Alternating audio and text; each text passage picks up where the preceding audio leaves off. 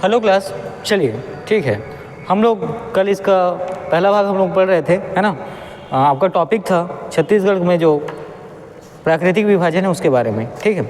छत्तीसगढ़ का जो प्राकृतिक विभाजन है, ठीक,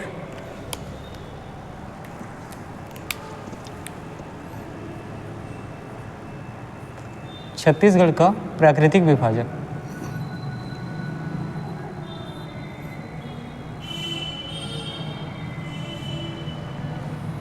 ठीक है। देखिए स्क्रीन पे अच्छे से दिख रहा है,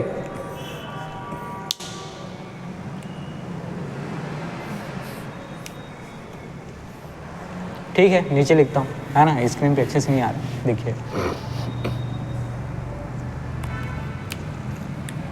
ठीक है। छत्तीसगढ़ का प्राकृतिक विभाजन, ठीक है। छत्तीसगढ़ का प्राकृतिक विभाजन, ये आपका टॉपिक है। ये कल चल रहा था, तो कल बेसिक जो इंट्रोडक्शन है कि इसका प्राकृतिक विभाजन कितने भागों में हुआ है और क्या क्या चीज़ें उनके अंतर्गत शामिल हैं, साथ ही जो क्षेत्रफल और जो प्रतिशत क्षेत्रफल है उसके बारे में हम लोगों ने देखा हुआ था, ठीक है। चलिए अब हम लोग आगे यहाँ से कंटिन्यू करते हैं। देखिए मैं आपको, है ना, ये बिल्कुल क्लियर कर दूँ। पहली बात यह है कि ये जो है ना, पीएससी की क्लास नहीं है। इसके समय, है ना, जो अभी जितनी वीडियो आएंगी, क्योंकि पीएससी की जो प्री का था, ठीक है, उसको हमारे द्वारा पढ़ाया गया था और हमारे क्लास में जितने भी चीज़ें, ठीक है, आपको पढ़ाई गई थी, लगभग 41 क्वेश्चन आपको वहाँ से देखने को मिले थे आपके पेपर में, ठीक है। आप वीडियो को क्या करेंगे, बाद देखें और उन सब क्वेश्चन को मिलाने का कोशिश करेंगे तो आपको दिख जाएगा, ठीक है। अब जो क्लासेस है ये ज़्यादातर जो सीजी व्यापम एग्ज़ाम को क्या है, डेडिकेटेड है। तो इसमें आप याद रखेंगे कि जो क्लासेस हैं वो पीएससी की तरह नहीं होंगी, ठीक है। पीएससी में क्लास जो है थ्योरी वाइज हुआ करता था। अब हम लोग जब यहाँ पे पढ़ रहे हैं तो ये चीज़ें जो है एमसीक्यूज़ फॉर्म के रूप में होंगी, ठीक है। तो एमसीक्यूज़ फॉर्म में देखिए किस तरीके से ये चीज़ें चलेंगी, मैं आपको क्लियर करना चाहता हूँ, ठीक है। तो पहले तो इससे संबंधित जो टॉपिक है, पर्टिकुलर टॉपिक को उठाएंगे हम लोग और वहाँ से उसी के बारे में क्या प्रश्नों को करते जाएंगे। दूसरा चीज़ कि देखिए, जैसे मैं एक प्रश्न, हाँ, जैसे कि मैं क्या करता, प्रश्न लेता और उसके साथ 4 ऑप्शन लेता, ठीक है। उसके बाद ऑप्शन कौन सा आपको बताता, फिर आपको उत्तर बताता। तो इन सब चीज़ों में क्या है, थोड़ा सा टाइम ज़्यादा कंज्यूम होता है। तो हम लोग डायरेक्ट प्रश्न लेंगे और प्रश्न के बाद मैं आपको डायरेक्ट उसका उत्तर बताते जाऊँगा, ठीक है। तो ये चीज़ें याद रखना कि थ्योरी क्लास नहीं है, ये जो है एमसीक्यूज़ टाइप की क्लासेस हैं, क्योंकि व्यापम में इसी के आसपास ही आपको प्रश्न देखने को मिलेंगे। तो चलिए, जिस प्रकार हम लोगों ने कल प्राकृतिक विभाजन देखा था उसमें आगे बढ़ते हैं और यहाँ पे देखते हैं। देखिए, तो प्राकृतिक विभाजन में सबसे पहले हम लोग देखते हैं, ठीक है, जो जसपुर सामरी पाट प्रदेश है उसको, किसको, तो जसपुर सामरी पाट प्रदेश को, ठीक है। जसपुर सामरी, ठीक है, जो पाट प्रदेश है इसके बारे में हम लोग आगे बढ़ते हैं, ठीक है। मैं फिर आपको बता दूं ये थ्योरी क्लास नहीं है ना, ठीक है। ये एमसीक्यूज़ टाइप से क्लासेस चलेंगी, लेकिन इसमें आपको 4 ऑप्शन नहीं मिलेगा। जो चीज़ें हैं उसको मैं, है ना, आपके सवाल को मैं सामने रखूँगा और साथ ही उत्तर भी उसके साथ साथ ही चीज़ें चलेंगी, ठीक है। चलिए अब देखिए, इसका हम लोग थोड़ा डायग्राम देखते हैं।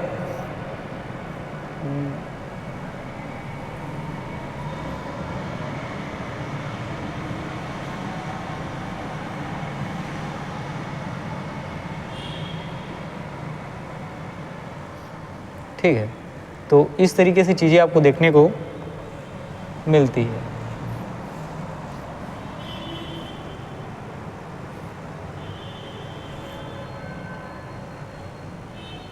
ठीक। दूसरा चीज़ आपको याद रखना है कि ये मानक जो है ना, मानक मैप नहीं है, ये आपको समझाने के लिए बनाया गया है। दूसरा क्या चीज़ आपको याद रखनी कि ये जो है मानक मैप नहीं है, ये आपको समझाने के लिए क्या है, तो बनाया गया है, ठीक है।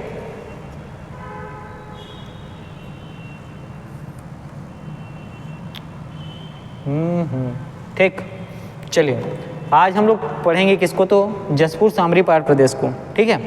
किसको, तो आपको याद रखना है जसपुर सामरी पाट प्रदेश को आज के वीडियो में हम लोग क्या करेंगे, पढ़ेंगे, ठीक है। चलिए अब देखिए, जैसे कि कल हम लोगों ने पढ़ा था जसपुर सामरी पाट प्रदेश, तो उसके अंतर्गत क्या क्या चीज़ें थी उन सब चीज़ों को मैंने शामिल किया था, ठीक है।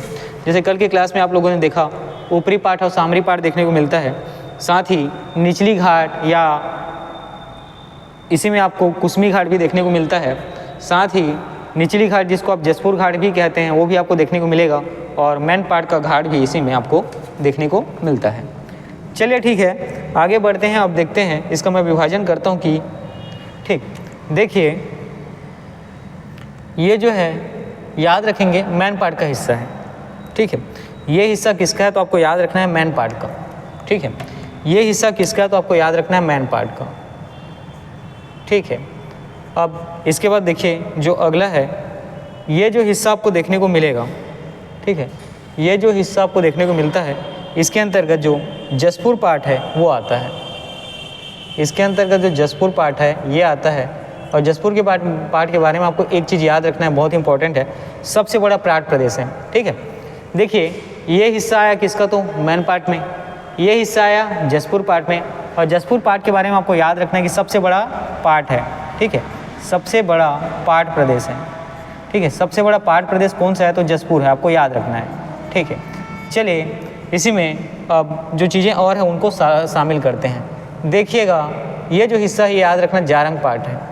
ठीक है, ये जो हिस्सा है आपको याद रखना है जारंग पार्ट है। साथ ही यहाँ से जो चीज़ें आगे बढ़ती हैं इस प्रकार में, ये आपका पंडरा पार्ट है। क्या तो पंडरा पार्ट। ठीक है, ये आपको देखने को मिलता है पंडरा पार्ट। यहाँ पे आपको देखने को मिलेगा सामरी पार्ट। ठीक है, यहाँ पर आपको देखने को मिलता है सामरी पार्ट, और ये जो है जमीर पार्ट का हिस्सा होता है। ये जो है जमीर पार्ट का हिस्सा होता है। ठीक है, देखिए हम लोग आज की क्लास में जो प्राकृतिक विभाजन उसके बारे में देख रहे हैं, तो उसमें आज आपका सबसे पहला है जसपुर सामरी पार्ट प्रदेश। ठीक है, तो देखिए इसको डिवाइड किस तरीके से किए हैं, पहले तो फिगर पॉइंट आउट किए हैं, और इतना ही हिस्सा किसका भाग है जसपुर सामरी पार्ट प्रदेश का। ये हिस्सा याद रखेंगे, है ना, जिसके अंतर्गत आपको बलरामपुर, सरगुजा, ठीक है, जसपुर, ठीक है, ये चीज़ें देखने को मिलेंगी। इसके पास जो ये हिस्सा है ये किसका पूर्वी बघेलखंड का हिस्सा है। ठीक है, ये हिस्सा किसका तो आपको याद रखना है पूर्वी बघेलखंड का हिस्सा है। नीचे आएंगे छत्तीसगढ़ का मैदान दिखिएगा, फिर धनकारण्य आपको देखने को मिलता है। फिलहाल आज की पूरी क्लासेज जो है ना जसपुर सामरी पार्ट प्रदेश, और इसके बाद फिर थोड़े देखते हैं कि कितने आगे लंबे समय तक हम लोग क्या क्लास को आगे कंटिन्यू करेंगे। ठीक है, तो यहाँ पर आप लोगों ने देखा जसपुर पार्ट को। जसपुर पार्ट के बारे में याद रखना कि सबसे बड़ा पार्ट प्रदेश है।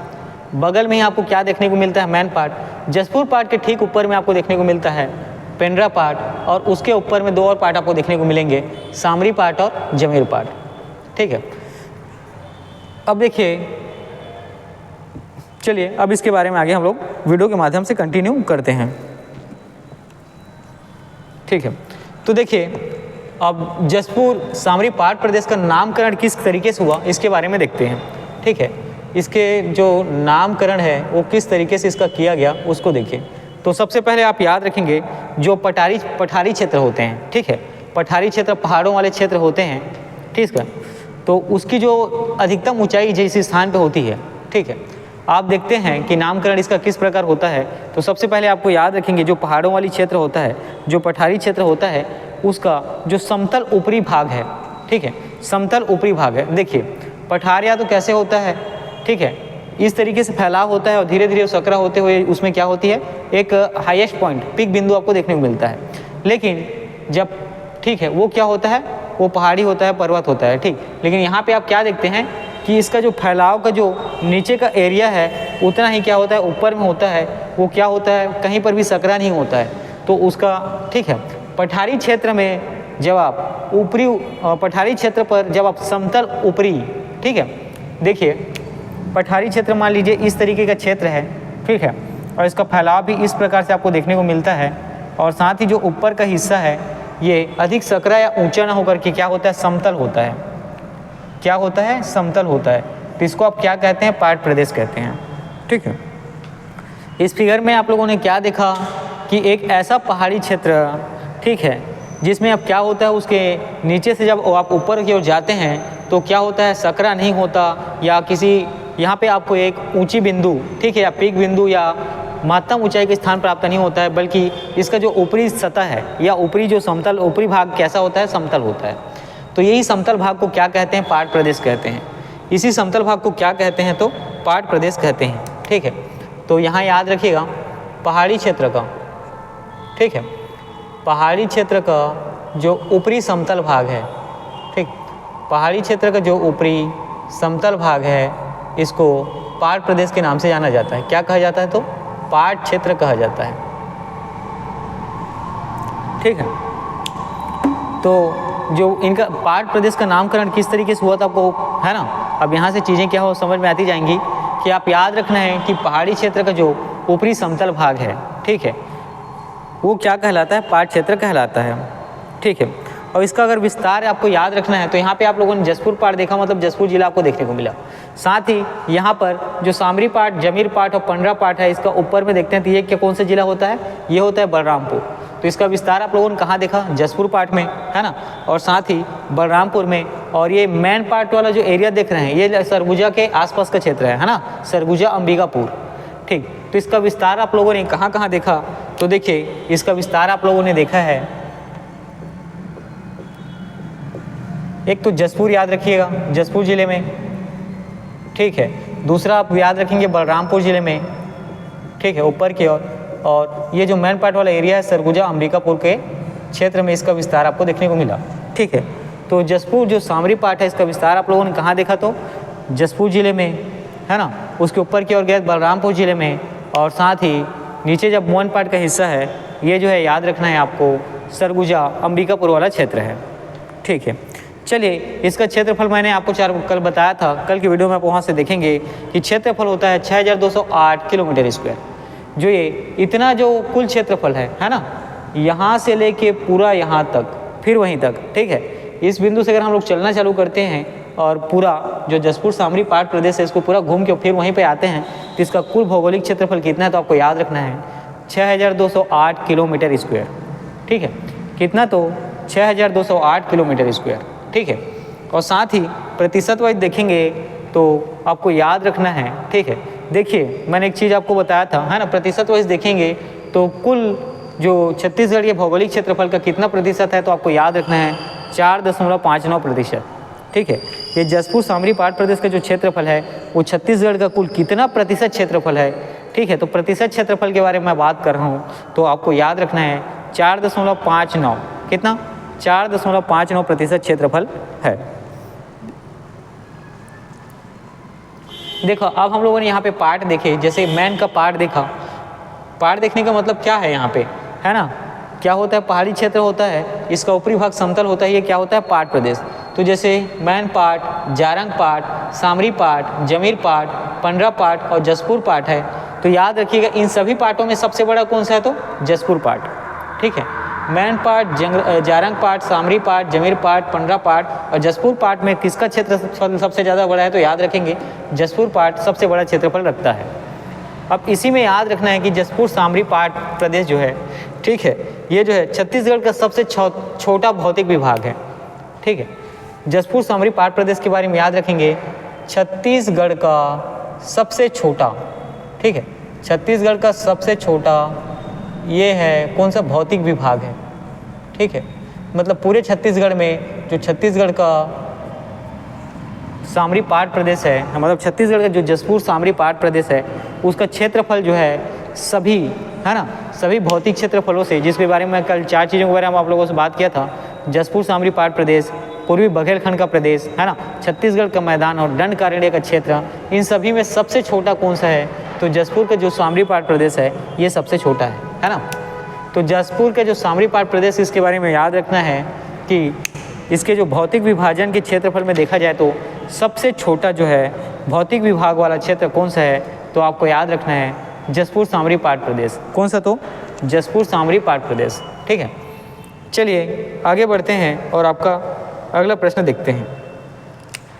तो याद रखेंगे प्रश्न आपसे पूछा जाता है कि जसपुर सामरी पाट प्रदेश किसका विभाग है, ठीक है, किसका भाग है संबंधित से प्रश्न आपको पूछा जाता है। तो याद रखेंगे कि किसका विस्तारित भाग है, ठीक है। तो ये किसका विस्तारित भाग है? जसपुर सामरी पाट प्रदेश। तो आपको याद रखना है, ठीक, यहाँ से आप ऊपर की ओर जाते हैं तो आपको देखने को मिलता है इस साइड क्या कौन सा राज्य? तो झारखंड, ठीक है। और झारखंड में आपको छोटा नागपुर का पठार देखने को मिलता है और झारखंड का छोटा नागपुर का पठार का जो क्षेत्र का फैलाव है वो कहाँ तक है? जसपुर सामरी पाट प्रदेश तक है, तो उसी का विस्तारित रूप या विस्तारित भाग जो है जसपुर सामरी पाट प्रदेश को कहा जाता है। ठीक है, देखिए ये जसपुर है और जसपुर से जो अगला सटा हुआ राज्य है वो आपको याद रखना है, झारखंड है। झारखंड का एक बहुत ही प्रसिद्ध पठार है जिसको छोटा नागपुर का पठार कहते हैं। ठीक है, और छोटा नागपुर का पठार का जो फैलाव है वो आपको जसपुर सामरी पाट प्रदेश में भी देखने को मिलता है, और इसीलिए जसपुर सामरी पाट प्रदेश को छोटा नागपुर के पठार का हिस्सा कहा जाता है। ठीक है, छोटा नागपुर, ठीक है, छोटा नागपुर पठार का हिस्सा या भाग कहा जाता है या विस्तारित भाग कहा जाता है। ठीक है, चलिए इतनी चीज़ें आपको क्लियर हुई होंगी। अब इसी में आगे बढ़ते हैं और अगला देखते हैं। देखिए, प्रदेश का सबसे ऊंचा और क्षेत्रफल के आधार पर सबसे छोटा प्राकृतिक प्रदेश है। ठीक है, प्रदेश का आपको याद रखना है सबसे ऊंचा। ठीक है, प्रदेश का क्या है तो सबसे ऊंचा और प्राकृतिक क्षेत्रफल के आधार पर सबसे छोटा। ठीक है, प्राकृतिक क्षेत्रफल के आधार पर सबसे छोटा प्राकृतिक प्रदेश है। ठीक है, देखिएगा यहाँ पर आपको क्या देखने को मिला कि प्रदेश का सबसे ऊंचा। ठीक है, प्रदेश का आपको याद रखना है जसपुर सामरी पाट प्रदेश जो है प्रदेश का सबसे ऊंचा। ठीक है, प्रदेश का सबसे ऊंचा क्या है, ऊंचा भाग है। ठीक है, जो हमारे छत्तीसगढ़ का जो प्रदेश है, छत्तीसगढ़ राज्य में जो सबसे ऊंचा भाग है वो कौन सा है तो याद रखना है जसपुर सामरी पाट प्रदेश। और ठीक है, इसी में आप देख पाते हैं कि क्षेत्रफल के आधार पर सबसे छोटा जो प्राकृतिक भाग है वो किसका है तो जसपुर सामरी पाट प्रदेश का। ठीक है, चलिए आगे बढ़ते हैं और देखेंगे इसकी बनावट किस तरीके से हुई है। तो जसपुर सामरी पाट प्रदेश के बनावट के बारे में आपको याद रखना है, ढक्कन ट्रैप सल समूह से इसका बनावट हुआ है। ठीक है, इसका आप बनावट देखते हैं। ठीक है, इसका बनावट या जो भूगर्भिक बनावट है वो देखेंगे तो याद रखना है ये जो है कौन से सेलों से निर्मित है या किस प्रकार के सेल समूह से ये क्या हुआ है बना हुआ है। तो आपको याद रखना है ढक्कन ट्रैप के सेल समूह से। किसके तो ढक्कन ट्रैप के सेल समूह से इसका क्या हुआ है निर्माण हुआ है ना। ढक्कन ट्रैप के सेल समूह से इसका जो है निर्माण हुआ है, आपको याद रखना है।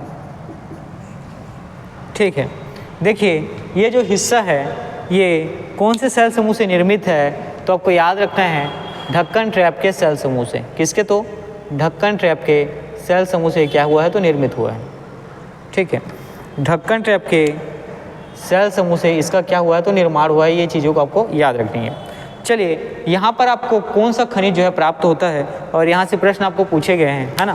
साथ ही इंटरव्यू में भी यहाँ से रिलेटेड प्रश्न आपको देखने को मिले हैं। ठीक है, तो जसपुर सामरी पाट प्रदेश में कौन सा महत्वपूर्ण खनिज है जो आपको प्राप्त होता है या इस स्थान पर प्राप्त होता है तो याद रखेंगे जसपुर सामरी पाट प्रदेश जो है बक्साइट खनिज के लिए क्या है प्रसिद्ध है। ठीक है, जसपुर सामरी पाट प्रदेश के बारे में आपको याद रखना है ये जो है बक्साइट खनिज के लिए प्रसिद्ध है। किसके लिए तो बक्साइट खनिज के लिए प्रसिद्ध है।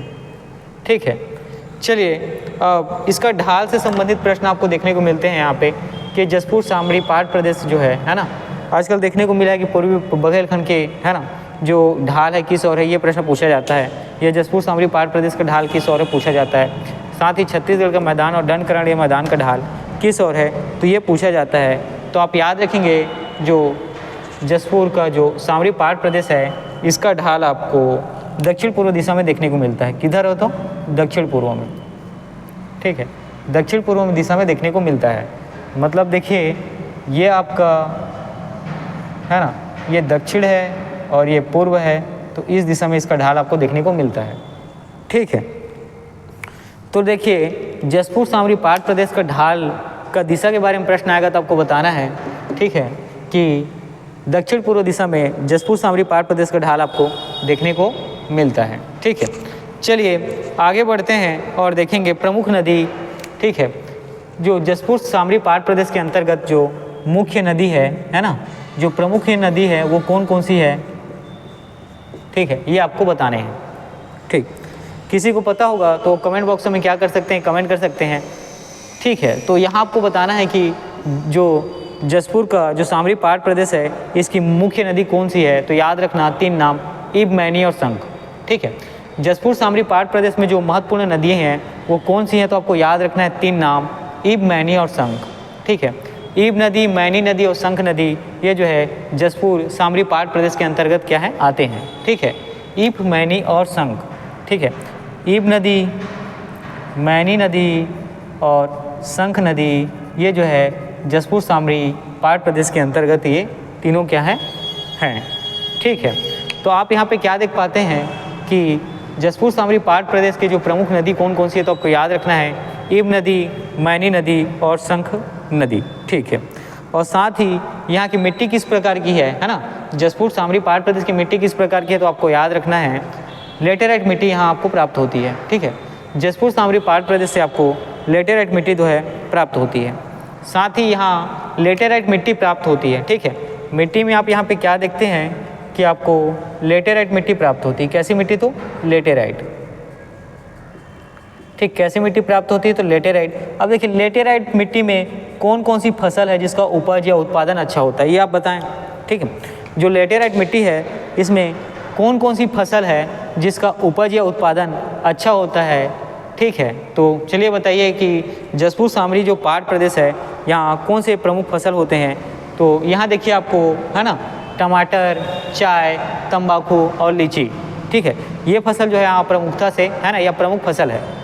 ठीक है, तो चाय, लीची, तंबाकू, ठीक है, और टमाटर, इनका क्या है, ये जो है जसपुर सामरी पहाड़ प्रदेश के प्रमुख क्या है, फसल हैं। इन क्षेत्रों में चाय का, लीची का, टमाटर का है ना, और तंबाकू का जो उत्पादन है ये विशेष तौर पे किया जाता है। ठीक है, तो यहाँ पर आप लोग क्या देखते हैं कि जसपुर सामरी पहाड़ प्रदेश में फसल कौन सी अच्छी होती है। तो सबसे पहले तो आपको टमाटर याद रखना है। टमाटर के बाद यहाँ पे आप लीची याद रखते हैं। ठीक है, लीची के बाद आपको यहाँ पे देखने को मिलता है तंबाकू देखने को मिलता है। ठीक है, और साथ ही आगे आपको देखने को मिलता है, ये कौन सा नाम है जिसको मैं भूल रहा हूँ, तो याद रखिएगा चाय। ठीक है, तो जसपुर सामरी पहाड़ प्रदेश में आपको कौन सी फसल की देखने को मिलती है, कौन सी फसल की खेती देखने को मिलेगी, तो याद रखना है टमाटर का, लीची का, चाय का और तंबाकू का।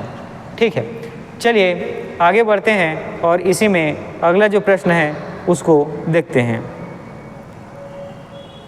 ठीक है, तो देखिए आप यहाँ पे देख पाएंगे कि जसपुर जिले में मैनी नदी का उत्तर, ठीक है, मैनी नदी का उत्तर के समस्त भूभाग जसपुर पाट हैं। ठीक है, आप यहाँ पे क्या देख पाते हैं कि जसपुर जिले के मैनी नदी के उत्तर का समस्त भूभाग जसपुर पाट है, इसे निज घाट भी कहा जाता है। ठीक, देखिए आप केवल इतनी ही चीज़ें को याद रखेंगे। ठीक है, यहाँ पे मैनी नदी किस तरीके से बहती है, उन सब चीज़ों को हम लोग क्या करेंगे जब नदी वाले चैप्टर पढ़ेंगे तो पढ़ेंगे। अभी फिलहाल आप इतनी चीज़ों को यहाँ पे क्या करेंगे, याद रखेंगे। चलिए देखते हैं कि आगे इसी में जसपुर सामरी पहाड़ प्रदेश में, तो जसपुर सामरी पहाड़ प्रदेश में आप देखेंगे, ठीक है, जसपुर सामरी पहाड़ प्रदेश में आप देखते हैं कि चीज़ें किस तरीके से आगे चलती हैं। ठीक है, कि जसपुर ज़िले के है ना, जसपुर ज़िले में मैनी नदी के ऊपर, ठीक है, जसपुर ज़िले में आप देखते हैं कि मैनी नदी के उत्तर का जो समस्त भूभाग है, जसपुर ज़िला कौन सा है, तो ये है। ठीक है, और जसपुर ज़िले के उत्तर में आप देखते हैं कि मैनी नदी है ना के ऊपर का जो भूभाग जसपुर पाट है, जसपुर पाट को नीच घाट कहा जाता है। ठीक है, जसपुर पाट के बारे में आपको याद रखना है। ठीक है, इसको क्या तो नीच घाट भी कहा जाता है। ठीक है, देखिए जसपुर जो पाट है, ठीक है, वहाँ को क्या देखने को मिलता है, मैनी नदी, और मैनी नदी के ऊपर का ही जो हिस्सा है, ठीक है, यहाँ पे आप देख पाएंगे मैनी नदी के फ्लो जो है यहाँ पे है, मान लीजिए। ठीक है, मैनी नदी का फ्लो जो है यहाँ पे है। ठीक, यहाँ पे आपको मैनी नदी देखने को मिलता है। ठीक, और उसके ऊपर में आपको जसपुर पाट दिखता है, तो इस जसपुर पाट को ही नीच घाट के नाम से जाना जाता है, ये भी आप याद रखेंगे। ठीक है, जसपुर पाट को ही नीच घाट के नाम से जाना जाता है, क्या तो नीच घाट। ठीक है, जसपुर पाट को ही नीच घाट के नाम से जाना जाता है। इन सब चीज़ों को आप क्या करेंगे, याद रखेंगे। ठीक है, चलिए इसी में आगे बढ़ते हैं और देखते हैं।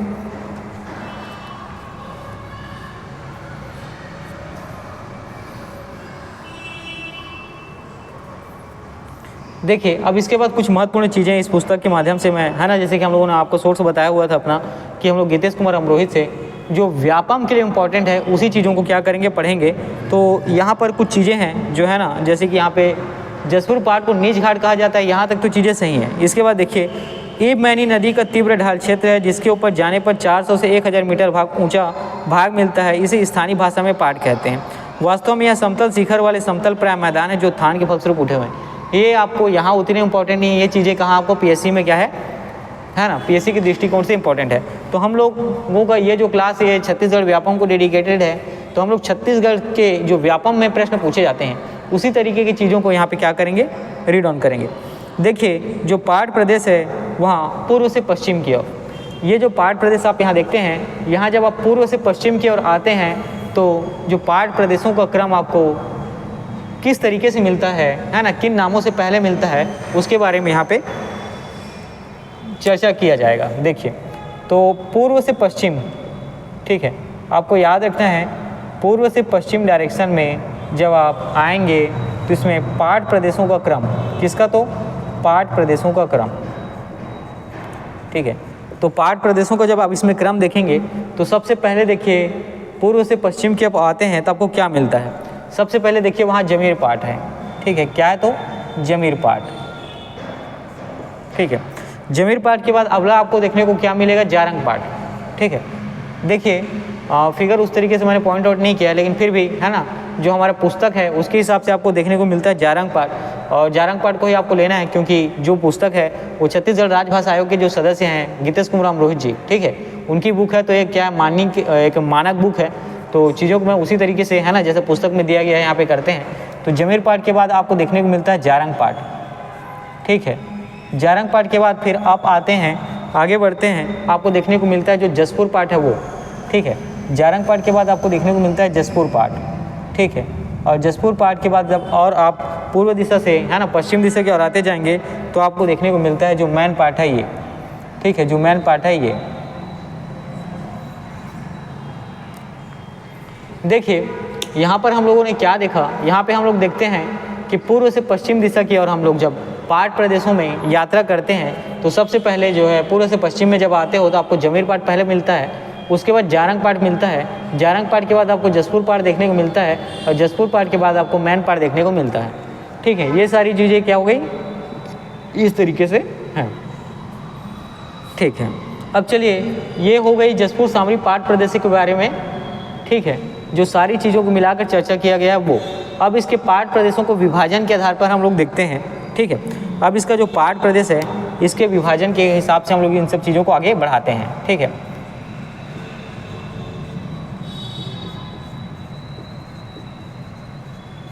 ठीक, तो पाट प्रदेश के विभाजन में आप देखेंगे जो सामरी पाट है उसको हम लोग सबसे पहले चर्चा करते हैं। किसके बारे में, तो सामरी पाट के बारे में, ठीक है। जो सामरी पाट है इसका हम लोग चर्चा करते हैं और जो महत्वपूर्ण परीक्षा उपयोगी चीज़ें हैं उसको हम लोग देखेंगे। तो सामरी पाट में आप लोगों को याद रखना जो गौरलाटा सामरी पाट की सबसे ऊंची चोटी है, ठीक है। सबसे ऊंची चोटी गौरलाटा जिसकी ऊंचाई 12-25 मीटर है, कहाँ है, तो सामरी पाट में स्थित है, ठीक है। सामरी पाट में आपको याद रखना है जो गौरलाटा है ना, गौरलाटा जो है छत्तीसगढ़ की सबसे ऊंची चोटी है, ऊंचाई है 12-25 मीटर। कितना, 12-25 मीटर। ये कहाँ स्थित है, तो सामरी पाट में, ठीक है। तो गौरलाटा के बारे में आपको याद रखना है जो छत्तीसगढ़ की सबसे ऊंची चोटी है, इसकी ऊंचाई है 12-25 मीटर। ये कहाँ है, तो सामरी पाट में है, ठीक है। और इसके बारे में याद रखेंगे छत्तीसगढ़ की सबसे ऊंची चोटी है, ठीक है। आपको याद रखना है गौरलाटा के बारे में छत्तीसगढ़ की सबसे ऊंची चोटी है, ठीक है, छत्तीसगढ़ की सबसे ऊंची चोटी है। चलिए आगे बढ़ते हैं और देखेंगे सामरी पाट में आपको दो नदियाँ देखने को मिलेंगी। नदी का नाम है कन्हार और गेओर। वो जो सामरी पाट है ना, सामरी पाट देखो अच्छे से, जो पंडरा पाट है उसके ठीक ऊपर में आपको सामरी पाट और उसके राइट साइड के ऊपर में आपको जमीर पाट देखने को मिलता है। तो जो सामरी पाट है, ठीक है, सामरी पाट में इसमें आपको दो नदियाँ देखने को मिलती हैं। एक नदी के नाम है कन्हार और दूसरा का नाम है गेओर, ठीक है। सामरी पाट में आपको दो नदी देखने को मिलेगी, एक नदी का नाम है कन्हार और दूसरी जो आपको नदी है उसका नाम है गेओर, ठीक। तो ये कन्हार नदी और गेओर नदी कहाँ है, तो वो सामरी पाट वाले हिस्से में, ठीक है। चलिए आगे बढ़ते हैं। अब इसी में देखेंगे कि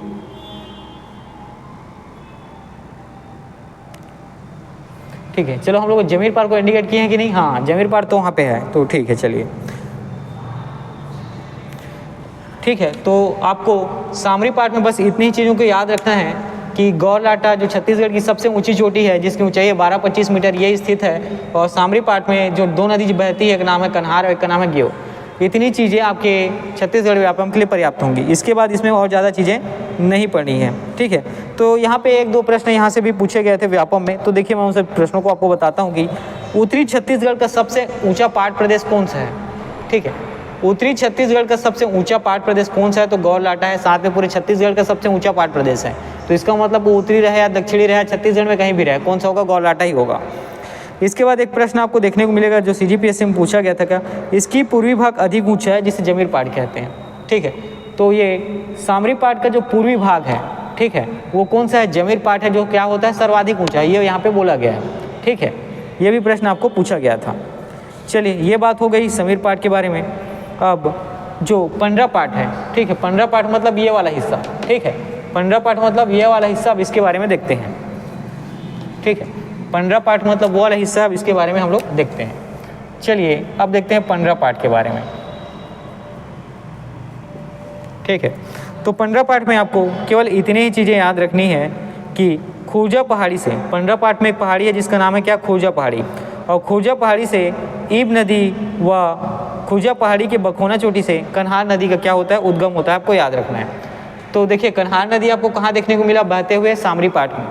तो ये जो पंडरा पाट है, यहाँ क्या देखने को मिलता है ना। आप लोगों के लिए मैं डंडा लाऊंगा जी, है ना, डंडा के माध्यम से उसको इंडिकेट करना थोड़ा सा आसान होगा, ठीक है। तो देखिए ये जो पंडरा पाट है, ठीक है, पंडरा पाट के ऊपर में आपको गए क्या देखने को मिला, सामरी पाट। तो पंडरा पाट का जो बखोना चोटी है, ठीक है, पंडरा पाट का जो बखोना चोटी है, उसी से क्या निकलता है, तो जो कन्हार नदी है वो निकलती है और सामरी पाट में बहती है। साथ ही जो खूजा पहाड़ी से आपको याद रखना है, ईब नदी निकलती है।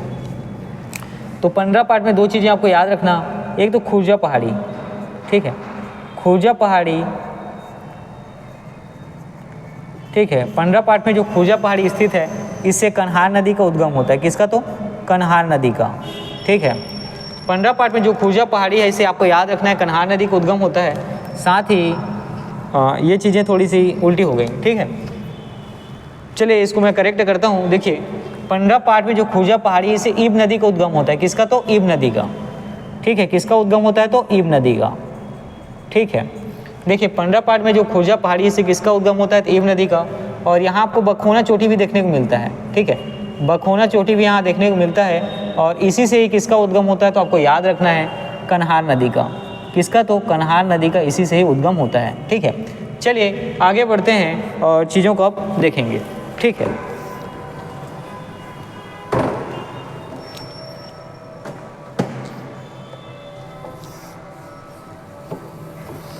देखिए अब यहाँ पर हम लोगों ने क्या पढ़ा, पंडरा पाट पढ़ा, ठीक है।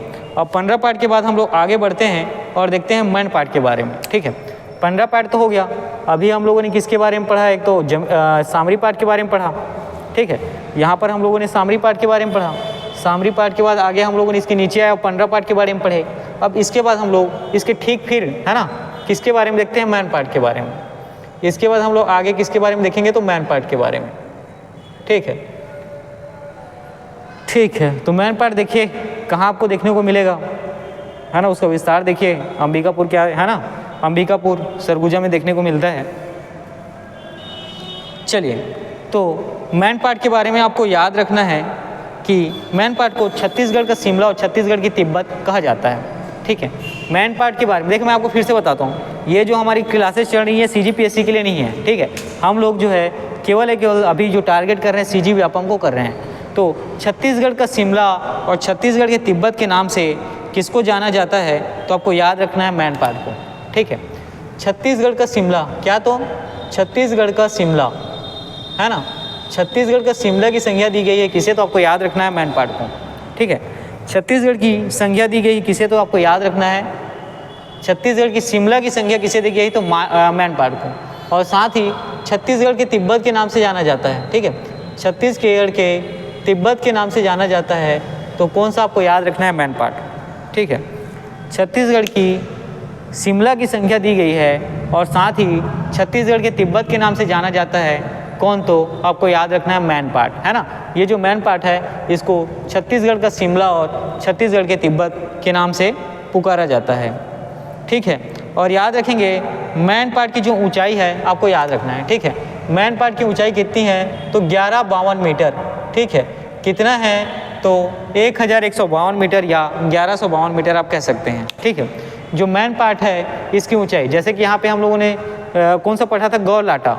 गौरलाटा चोटी के बारे में पढ़ा था, किसमें है, तो सामरी पाठ में, है ना। सामरी पाठ में क्या है, पूर्व क्या आप जाएंगे तो जमीर पाठ में आपको देखने को मिलता है इसकी सबसे ऊंची चोटी है गौरलाटा। ऊंचाई कितनी है, 1225 मीटर। यहाँ पर ऊंचाई कितनी है, तो मैन पार्ट की ऊंचाई आपको याद रखना है 1152 मीटर है, ठीक है। मैन पार्ट की ऊंचाई कितनी है, तो आपको याद रखना है 1152 मीटर है, ठीक है। और याद रखेंगे इसी मैन पार्ट से एक नदी का उद्गम होता है, ठीक है। यहाँ पर हम लोग जसपुर पार्ट में 15 पार्ट पढ़ें, तो 15 पार्ट में जो खूजा पहाड़ी है इससे ईब नदी का उद्गम होता है, और 15 पार्ट में आपको बखोना चोटी देखने को मिलता है, इससे कन्हार नदी का उद्गम होता है। इसी प्रकार जो मैन पार्ट है, मैन पार्ट से आपको याद रखना है यहाँ से कौन सी नदी का उद्गम होता है, तो आपको याद रखना है मांड नदी, ठीक है। मांड नदी का उद्गम कहाँ से देखने को मिलता है आपको, तो मैन पार्ट से, ठीक है। मांड नदी का उद्गम आपको कहाँ से देखने को मिलता है, तो आपको याद रखना है मैन पार्ट से। साथ ही प्रदेश का एकमात्र भूकंपित जो जलजली क्षेत्र वो भी कहाँ स्थित है, तो मैन पार्ट में, ठीक है। साथ ही मैन पार्ट के बारे में आपको याद रखना है प्रदेश का एकमात्र, ठीक है, प्रदेश का एकमात्र, ठीक, प्रदेश का एकमात्र भूकंपित, है ना। भूकंपित का मतलब भूमि क्या होता है, यहाँ पे कंपन करता है, ठीक है। मैन पार्ट एरिया में आपको क्या देखने को मिलता है कि प्रदेश का एकमात्र भूकंपित जलजली क्षेत्र जो है ना, क्या, तो जलजली क्षेत्र आपको देखने को मिलता है। कहाँ है, तो मैन पार्ट क्षेत्र में, ठीक है। यहाँ पर आप लोगों ने क्या देखा कि मैन पार्ट को छत्तीसगढ़ का शिमला कहा जाता है, मैन पार्ट को छत्तीसगढ़ के शिमला की संज्ञा दिया गया है। साथ ही मैन पार्ट को छत्तीसगढ़ का तिब्बत भी कहा जाता है। इसी में आप आगे बढ़े और आप लोगों ने देखा कि मैन पार्ट की ऊंचाई कितनी है, तो आपको याद रखना है 1152 मीटर, ठीक है।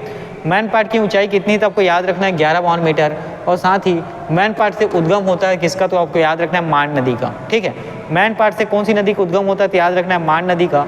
साथ ही प्रदेश का एकमात्र भूकंपित जो जलजली क्षेत्र कहाँ स्थित है, तो आपको याद रखना है मैन पार्ट में, ठीक है।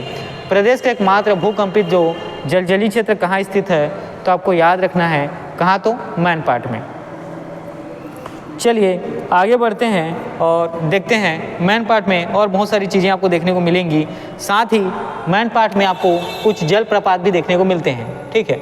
मैन पार्ट में आपको कुछ जलप्रपात देखने को मिलते हैं जिसके अंतर्गत आपको याद होगा, है ना, ये चीज़ें हम लोगों ने क्लास में की हुई हैं।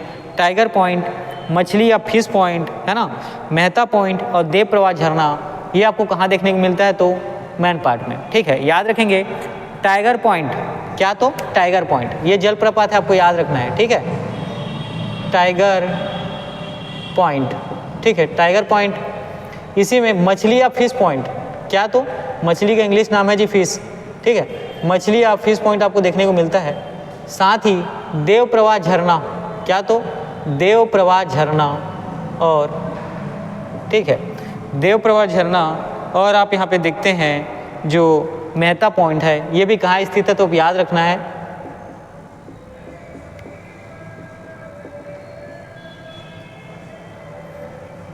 मैन पार्ट में, ठीक है। तो यहाँ पर आप लोगों ने क्या देखा, आप लोग देखते हैं कि जो मैन पार्ट का क्षेत्र है यहाँ पर आपको जलप्रपात कौन से प्राप्त हुए, तो याद रखेंगे यहाँ पर आपको जलप्रपात में टाइगर पॉइंट, मछली या फिश पॉइंट, और आगे है आपका मेहता पॉइंट और देव प्रवाह झरना देखने को मिलता है। साथ ही यहाँ जो घाटियाँ हैं कदनाई, सकरिया, करदन, ठीक है, यहाँ कुछ घाटियाँ आपको देखने को मिलती है मैन पार्ट में जिनका नाम है कदनाई, सकरिया, करदन, गोविंदपुर, पैगा, ठीक है।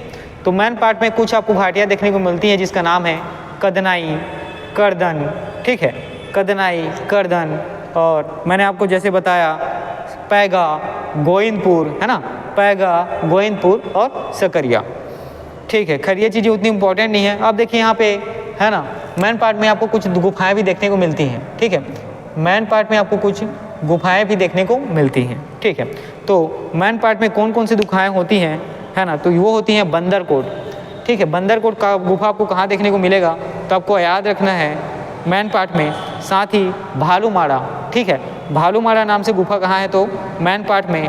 और झील गुफा, पैगा गुफा, ठीक है, झील गुफा और पैगा गुफा भी आपको कहाँ देखने को मिलता है, ये आपको देखने को मिलेगा मैन पार्ट में। और साथ ही जो राकामाड़ा का गुफा है ये भी कहाँ है, तो आपको याद रखना है मैन पार्ट में। देखिए मैन पार्ट में आप लोगों ने क्या देखा, सबसे पहले तो बंदरकोट देखा, ठीक है। बंदरकोट का गुफा आप लोगों ने कहाँ देखा, तो मैन पार्ट में, ठीक है। बंदरकोट का गुफा आप लोगों ने कहाँ देखा, तो मैन पार्ट में, आपको याद रखना है। साथ ही भालूमाड़ा और झील गुफा, ठीक है, भालूमाड़ा और झील गुफा कहाँ देखा, तो याद रखना है मैन पार्ट में। उसी प्रकार जो पैगा गुफा है और साथ ही राकामाड़ा गुफा ये भी कहाँ है, तो याद रखना है मैन पार्ट में।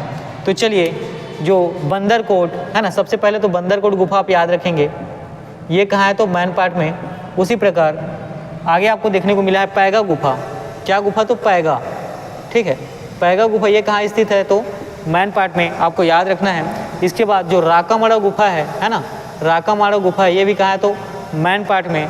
और इसमें आप आगे देखते हैं भालूमाड़ा और झील गुफा, ठीक है, यहाँ आपको याद रखना है भालूमाड़ा, भालूमाड़ा नाम का गुफा और झील गुफा ये कहाँ स्थित है, तो मैन पार्ट में। कहाँ, तो मैन पार्ट में, ठीक है। तो मैन पार्ट में आप लोगों ने कुछ गुफाएं देखी जिनका नाम क्या क्या है, तो यहाँ पे आप देख पाएंगे बंदरकोट गुफा, साथ ही पैगा गुफा और राकामाड़ा गुफा, झील गुफा और आपको भालूमाड़ा गुफा यहाँ पे देखने को मिला है, ठीक है। तो मैन पार्ट में कौन कौन सी गुफाएं देखने को मिली, बंदरकोट का गुफा, पैगा गुफा, राकामाड़ा गुफा, भालूमाड़ा गुफा और झील गुफा। चलिए देखते हैं इसमें कुछ और इम्पॉर्टेंट चीज़ है जिसके बारे में। तो मैन पार्ट भी है ना, यहाँ खनिज के बारे में आप याद रखेंगे। तो मैन पार्ट ये पहले तो पूरा पार्ट प्रदेश का हिस्सा है। तो मैन पार्ट जो है बक्साइट का है ना प्रमुख खनिज होता है, ठीक है। मतलब मैन पार्ट में या मैन पार्ट का जो प्रमुख खनिज क्या है, तो आपको याद रखना है बक्साइट, ठीक है। मैन पार्ट का जो आप प्रमुख खनिज देख पाते हैं, ठीक है, मैन पार्ट का जो प्रमुख खनिज आप देखेंगे तो प्रमुख खनिज पदार्थ आपको याद रखना है बक्साइट है, ठीक है। मैन पार्ट का प्रमुख खनिज जो है आपको याद रखना है ये क्या है, तो बक्साइट है। साथ ही ये तिब्बती संस्कृति का प्रमुख केंद्र है, आपको याद रखना है, ठीक है। तिब्बती संस्कृति का प्रमुख केंद्र है मैन पार्ट, ये आपको याद रखना है, ठीक है। मैन के पार्ट के बारे में याद रखना है कि तिब्बती संस्कृति, ठीक है, तिब्बती संस्कृति का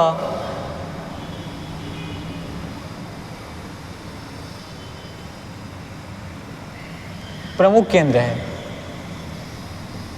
ठीक है। मैन पार्ट तिब्बती संस्कृति का कैसे, देखिए किसी भी स्थान पे वहाँ की संस्कृति का चलना या संस्कृति वहाँ पे जब कार्य कर रही है तो क्यों कार्य कर पाती है, इसको आपको याद रखना है, क्योंकि वहाँ उस संस्कृति को मानने वाले लोग रहते हैं, ठीक है।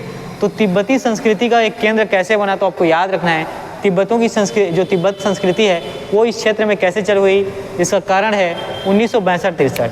याद रखेंगे 1962-63 के समय में जो तिब्बत के शरणार्थी थे उनको कहाँ बसाया गया, तो मैन पार्ट में, ठीक है। तिब्बत के जो शरणार्थी थे इनको कहाँ बसाया गया, तो आपको याद रखना है मैन पार्ट में, है ना। उनको कहाँ बसाया गया, तो आपको याद रखना है मैन पार्ट में।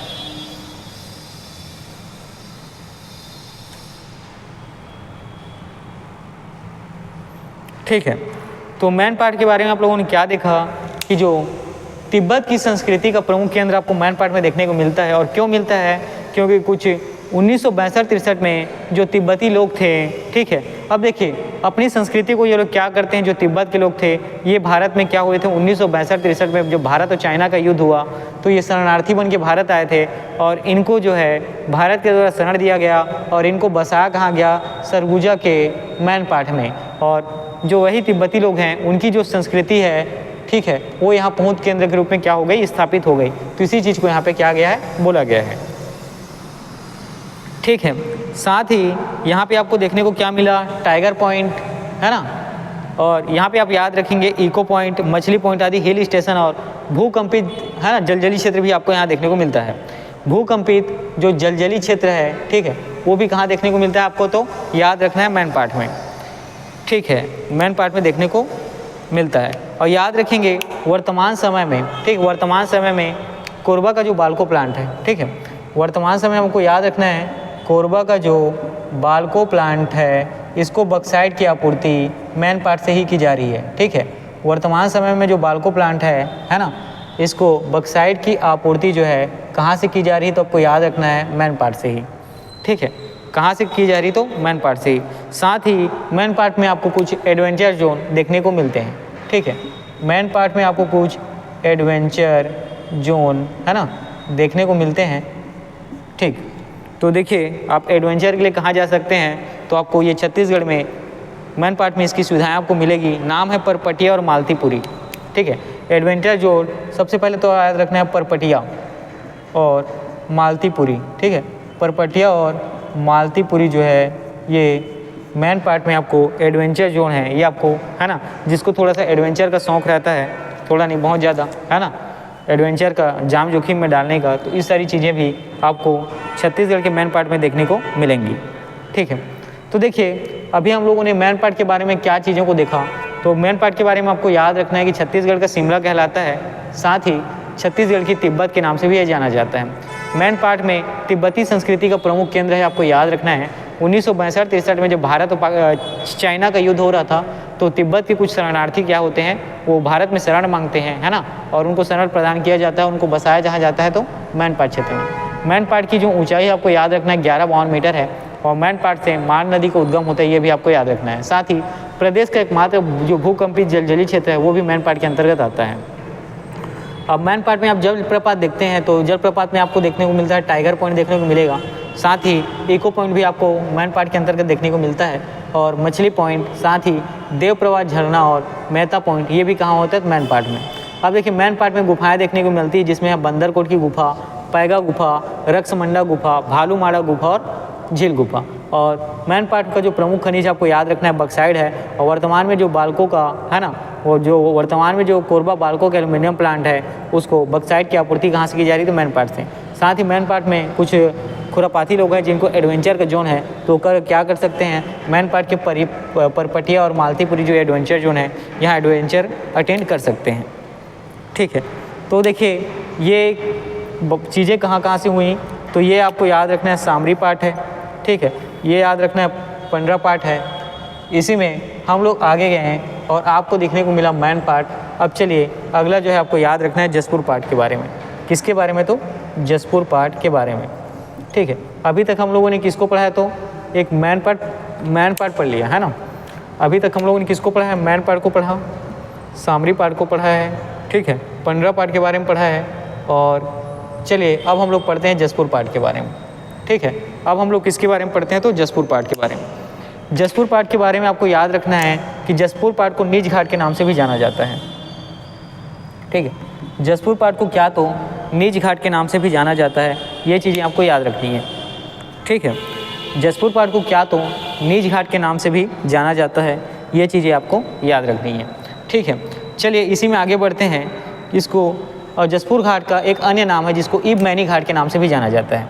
ठीक है, जसपुर पार्ट का अन्य नाम है ना, जिसको इबमैनी घाट के नाम से जाना जाता है। ठीक है, जसपुर पार्ट का एक और नाम है जिसको इबमैनी घाट के नाम से जाना जाता है। ठीक है, इबमैनी घाट के नाम से जाना जाता है। ठीक, तो जसपुर पार्ट के बारे में क्या देखा कि जसपुर पार्ट को नीच घाट के नाम से भी जाना जाता है, साथ ही इबमैनी घाटी के नाम से भी जाना जाता है। देखिए राज्य का सबसे बड़ा, ठीक है, राज्य का सबसे बड़ा और लंबा पाट प्रदेश है।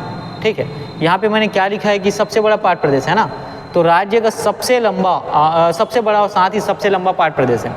जसपुर पाट के बारे में आपको याद रखना है कि राज्य का सबसे बड़ा और साथ ही सबसे लंबा पाट प्रदेश है। ठीक है, तो जसपुर पाट के बारे में आपको याद रखना है कि राज्य का सबसे बड़ा और साथ ही सबसे लंबा पाट प्रदेश है।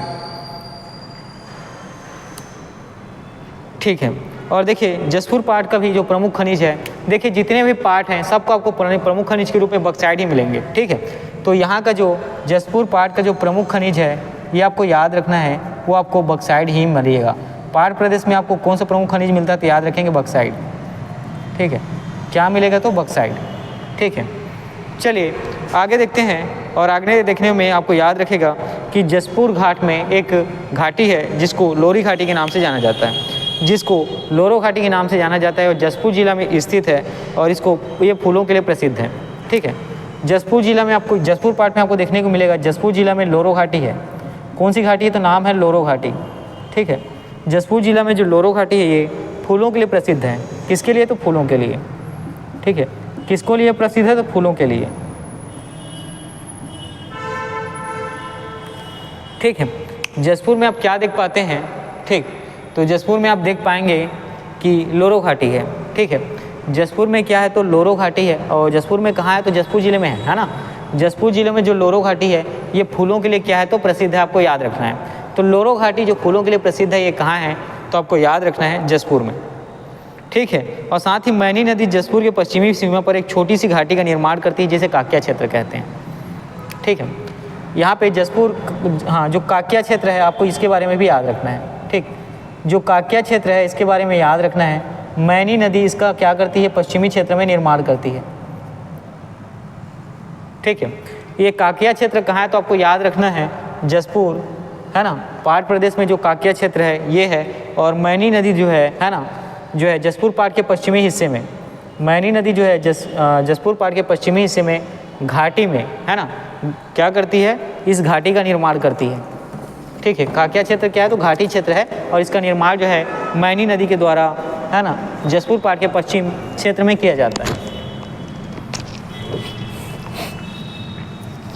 देखिए आप ले, है ना, जसपुर पाट में आप देखते हैं कि जो लोरो घाटी है ये जसपुर जिला में स्थित है और इसको फूलों के लिए प्रसिद्ध है। लोरो घाटी किस लिए प्रसिद्ध है? तो आपको याद रखना है फूलों के लिए। साथ ही जब कुछ जसपुर पाट में आपको जो काकिया क्षेत्र मिलता है आपको याद रखना है ये जो है मैनी नदी जो है पश्चिम में, है ना, मैनी नदी जो है पश्चिम क्षेत्र में, जसपुर पाट के पश्चिम क्षेत्र में क्या करती है? घाटी। ठीक है, घाटी का निर्माण करती है जिसको क्या कहते हैं? तो काकिया क्षेत्र कहते हैं। और यहीं आपको जसपुर पाट में माखेल पठार देखने को मिलता है। कौन सा? तो माखेल पठार। ठीक है, जसपुर पाट में आपको क्या? तो माखेल पठार देखने को मिलता है। ठीक है, क्या याद नाम रखना है? तो माखेल पठार। ये जो है ईब मैनी और ईब नदी के मध्य जल विभाजक का काम करता है। ठीक है, ये जो है क्या? जल विभाजक का काम करता है। ठीक है, जल विभाजक का काम करता है किसके बीच? तो ईब और मैनी नदी के बीच। ठीक है, ईब और मैनी नदी के बीच। ठीक है, ईब और मैनी नदी के बीच जल विभाजक का काम करता है। ठीक है, तो जसपुर पाट में आपको याद रखना है माखेल पठार है। ठीक है, जसपुर पाट के अंतर्गत आपको माखेल पठार देखने को मिलता है। ठीक है, तो आपको याद रखना है माखेल पठार क्या करता है? जल विभाजक का काम करता है। ठीक है, माखेल पठार जो है जल विभाजक का काम करता है। साथ ही ईब और मैनी नदी, है ना, जल विभाजक का काम करता है। तो कौन कौन सी नदी का? तो याद रखना है ईब और मैनी नदी। ठीक है, किसका? तो ईब और मैनी नदी का जल विभाजन का काम जसपुर पाट के अंतर्गत माखेल पठार के द्वारा किया जाता है। ठीक है, याद रखेंगे ये जसपुर पाट का जो हिस्सा है कौन से चट्टान से निर्मित है? तो याद रखेंगे ग्रेनाइट यहाँ की प्रमुख चट्टानें हैं। ठीक है, ग्रेनाइट जो है यहाँ की प्रमुख चट्टानें हैं। साथ ही जसपुर पाट की ऊंचाई दक्षिण की ओर क्रमशः घटती जाती है। मतलब ये जसपुर पाट है, इसके दक्षिण में आप आते जाएंगे तो इसकी ऊंचाई क्या होती है? घटती जाती है। ठीक है, ये आपको बताना है। साथ ही पाट का ढाल का भाग जो है वनों से एवं सक्रिय पाट वाले क्षेत्र किसी योग्य भूमि से ढका है। ठीक है, आपको याद रखना है कि जसपुर पाट का जो ढाल है ये वनों से और जो कृषि योग्य भूमि है उससे क्या हुआ है? ढका हुआ है। ठीक है, और इस पाट प्रदेश के अंतर्गत, मतलब जसपुर पाट प्रदेश के अंतर्गत आपको महानदी शाखा की नदी नाम है ईब नदी, ब्राह्मणी की शाखा शंख नदी और गंगा की शाखा सोन नदी, उप शाखा कन्हार नदी द्वारा होता है। ठीक है, तो यहाँ पे आप लोग देखते हैं कि जो जसपुर पाट प्रदेश है इसमें ईब नदी और शंख नदी और सोन नदी का प्रवाह आपको देखने को मिलता है। इसमें आपको याद रखना है कौन सी नदियों का प्रवाह देखने को मिलता है? तो ईब नदी, ठीक है, शंख नदी और, ठीक है, ईब नदी, शंख नदी और यहाँ पे गंगा की सहायक जो सोन नदी है इसका प्रवाह आपको देखने को मिलता है। ईब नदी के बारे में याद रखेंगे महानदी की सहायक नदी है। उसी प्रकार शंख नदी के बारे में याद रखेंगे ब्राह्मणी की सहायक नदी है। और सोन नदी के बारे में आपको याद रखना है कि ये जो है गंगा की सहायक नदी है। ठीक, तो जसपुर पाट में इतनी चीज़ें आपको क्या करनी है? याद रखनी है। इतनी चीज़ें बहुत इंपॉर्टेंट है। ठीक है, तो जसपुर पाट को सबसे पहले तो नीच घाट कहा जाता है। प्रदेश का सबसे बड़ा पाट प्रदेश है और इसके साथ ही प्रदेश का सबसे लंबा पाट प्रदेश है।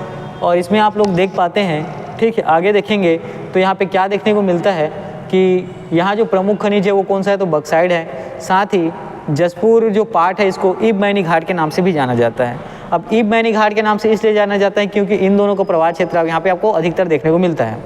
साथ ही जो लोरो घाटी कहाँ है तो आपको याद रखना है जसपुर जिले में है, और लोरो घाटी जो है फूलों की है ना, फूलों के लिए प्रसिद्ध है। और जो काक्या जो है, काक्या क्षेत्र कहाँ स्थित है तो आपको याद रखना है जसपुर पाठ में, ठीक है। काक्या क्षेत्र कहाँ स्थित है तो आपको याद रखना है जसपुर पाठ में।